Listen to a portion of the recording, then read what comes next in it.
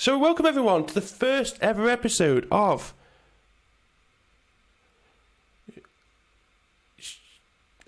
Show. I ain't got a name.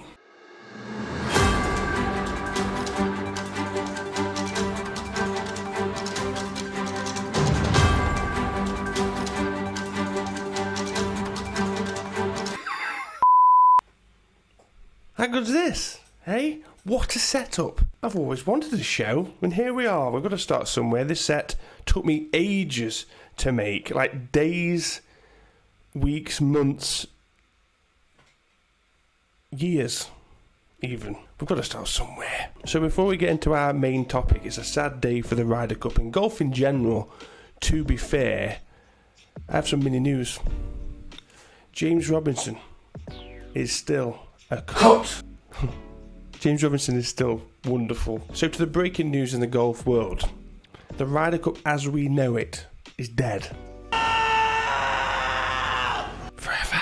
Something my dad would say. No, it's not dead. But it's going to change the face of the Ryder Cup forever, as huge Ryder Cup legends, stars are now ineligible to be picked for the Ryder Cup due to their resignation of the European Tour. I'm not going to sugarcoat it. It's a disaster. I feel that on one side, these guys have made their beds and now they've got to lie in it, in reality, as harsh as that sounds. But on a selfish note, we're getting robbed of some of the greatest and best European players with the greatest records ever. It's a big loss for European golf. And the way it's going, the thing that really concerns me about this and this trend that's happening, we're not gaining anything. Everything's just you can't play, you can't play, you can't play. Everything's at a loss to us and the game of golf. And the saddest part about it is, we used to have the bragging rights of whoever won, was the best. It was the best European Tour players against the best USA players. Doesn't matter. There was no, but we didn't have our best players. These were the best in order of merit. In terms of ranking, they deserve to be there. And now the question's going to be, European Tour won, the US won. But they weren't our best players, so did you really win? There's always going to be that underlining thing of, did you really win? Yeah, well they did, but did you? We've got Lee Westwood, played in 11 Ryder Cups. 11 Ryder Cups. And then Ian Poulter, the postman himself, the guy that always delivers at every single Ryder Cup, gone. And you may not know this, Sergio Garcia is in fact the leading point scorer in the Ryder Cup. All gone. Don't get me wrong. They're not getting any younger, but these guys still had a few more Ryder Cups left in them, especially when it comes down to, it's not about form as such, it's a captain's pick. You're always going to pick a Poulter, you're always going to pick a Sergio, and you're probably always going to pick a Lee Westwood, because they always deliver regardless. They stand up to the occasion. It's not necessarily about form, it's just pure talent. And unfortunately, we've lost them. And you just look at the photos of these OG Ryder Cup players and it hits home. So let's just take a second to appreciate them. Hello darkness, my old friend. But honestly, where does this go from here? Ryder Cup was one of my favourite sporting occasions, sporting events in all of sport. But seriously, where do we go from here? Golf is, we want to grow the game. This is backwards. I know so many people that look forward to the Ryder Cup, even non-golfers, for just a sense of pride, whether you're from the US or the European. And it's just faded to nothing, really. Obviously, for Ryder Cups to come, you've still got to earn your way into it. You're not gifted, unless you get picked, and there's a reason you've been picked. You're not gifted a spot in the Ryder Cup team, so you've still got to earn it. But there's always that question mark of, would you have made it?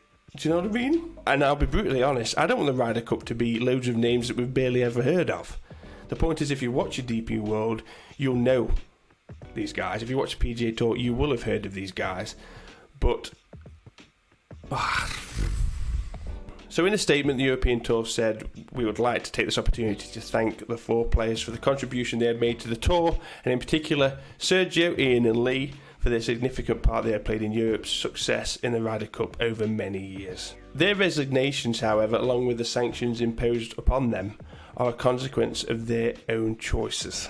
Oh, sandwich. So it gets even messier, and I don't feel like this is going to get better anytime soon. Sergio Garcia is the only defector to Live Golf who hasn't paid his fine imposed by the European Tour. The European Tour have said that 16 out of 17 players have paid the fine of $125,000 US, 186,000 Australian, for serious breaches of its conflicting tournament relegations policy.